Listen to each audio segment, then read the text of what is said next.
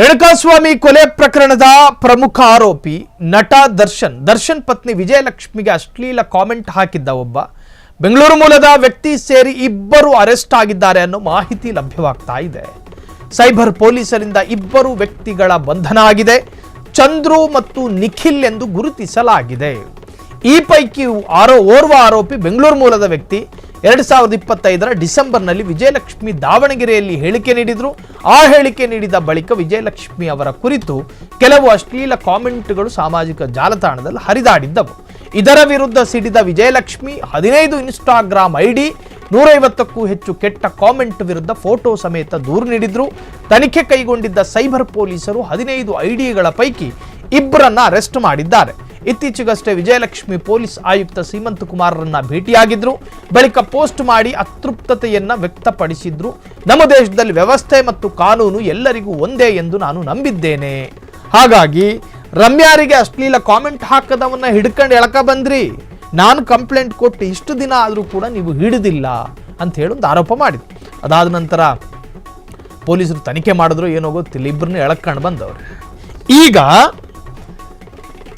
ಯಾರದ್ದೋ ತಂದೆ ತಾಯಿ ಮಕ್ಕಳಾಗಿರ್ತಾರೆ, ಈ ಸೆಲೆಬ್ರಿಟಿಗಳಾಗಿರಲಿ ಯಾರೇ ಆಗಿರಲಿ, ಅವರ ಪೋಸ್ಟ್ಗಳಿಗೆ ಹೋಗಿ ಕಾಮೆಂಟ್ ಹಾಕೋದು ಅತ್ಯಂತ ಕೆಟ್ಟ ಕೊಳಕ ಭಾಷೆಯಲ್ಲಿ.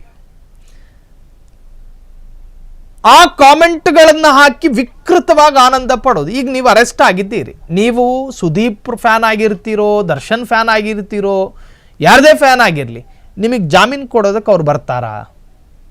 ನಿಮಗೇನು ಬೇಲ್ ಕೊಡಿಸ್ತಾರಾ? ಶ್ಯೂರಿಟಿ ಹಾಕ್ತಾರೇನು? ಯಾರೂ ಬರೋದಿಲ್ಲ. ನಿಮ್ಮ ಕೈ ನಿಮ್ಮ ತಲೆ ಮೇಲೆ. ಕಾಮೆಂಟ್ ಹಾಕಬೇಕಾದಾಗ ಇದ್ದ ವಿಕೃತತೆ ಈಗ ಸ್ಟೇಷನಲ್ಲಿ ಇರುತ್ತಾ? ನಿಮಗೆ ಎಳ್ಕೊಂಡು ಬಂದು ಪೊಲೀಸರು ಭಾಷೆಯಲ್ಲಿ ಮಾತನಾಡ್ತಾರೆ. ಕಾಮೆಂಟ್ ಹಾಕೋ ಕೆಲಸ ನಿಮಗೆ ಯಾಕೆ? ಮುಚ್ಕೊಂಡು ದುಡ್ಕೊಂಡು ತಿನ್ಬೇಕು ತಾನೆ. ಹೆಣ್ಣು ಮಕ್ಕಳು ಕಾಮೆಂಟ್ ಬಾಕ್ಸಿಗೆ ಹೋಗೋದು, ಕೆಟ್ಟ ಕಾಮೆಂಟ್ ಹಾಕೋದು, ಕೆಟ್ಟ ಕಾಮೆಂಟ್, ಹೆಣ್ಣು ಮಕ್ಕಳ ಖಾಸಗಿ ಬದುಕಿಗೆ ಧಕ್ಕೆಯಾಗೋ ತರಹದ ಭಾಷೆ ಪ್ರಯೋಗ, ಏನೇನು ಕಾಮೆಂಟ್ಗಳು ನೋಡ್ಬೇಕು ನೀನು. ಆತ ಇನ್ನೂ ಒಂದು 5 ವರ್ಷ ಟ್ರೈ ಮಾಡಿದ್ರೆ ಕವಿ ಆಗ್ತಾನೋ ಏನೋ ಅಂತ ಅನ್ಕೋಬೇಕು ಕನ್ನಡದಲ್ಲಿ. ಆ ಸ್ಟೈಲಲ್ಲಿರುತ್ತೆ ಆತನ ಕವಿತೆ. ಸೆರಗಿನ ವಿಚಾರನೆಲ್ಲ ಉಲ್ಲೇಖ ಮಾಡ್ತಾನೆ ಹೆಣ್ಣು ಮಕ್ಕಳ. ಅಂದರೆ ಆತನ ವಿಕೃತತೆಯ ತೀವ್ರತೆ ಅಷ್ಟರ ಮಟ್ಟಿಗಿರುತ್ತೆ. ಆ ಕಾಮೆಂಟ್ಗಳಲ್ಲಿ ಗೊತ್ತಾಗುತ್ತೆ ಆತ ಯಾವ ಇಂಟೆನ್ಷನಲ್ಲಿ ಆತ ಆ ಥರ ಕಾಮೆಂಟ್ ಹಾಕ್ತಿದ್ದಾನೆ, ಈತ ಯಾರ ಅಭಿಮಾನಿ. ನೀವು ಗೌರವಿಸುವ, ನೀವು ಅಭಿಮಾನ ಪಡುವ ಎದೆ ಮೇಲೆ ಟ್ಯಾಟೋ ಹಾಕ್ಕೊಂಡ್ರೆ ಯಾವ ಮಂಗಗಳು ಬರೋದಿಲ್ಲ ನಿಮಗೆ ಜಾಮೀನು ಕೊಡಿಸೋದಕ್ಕೆ. ಒಳಗೋದ್ರೆ ಒಳಗೆ.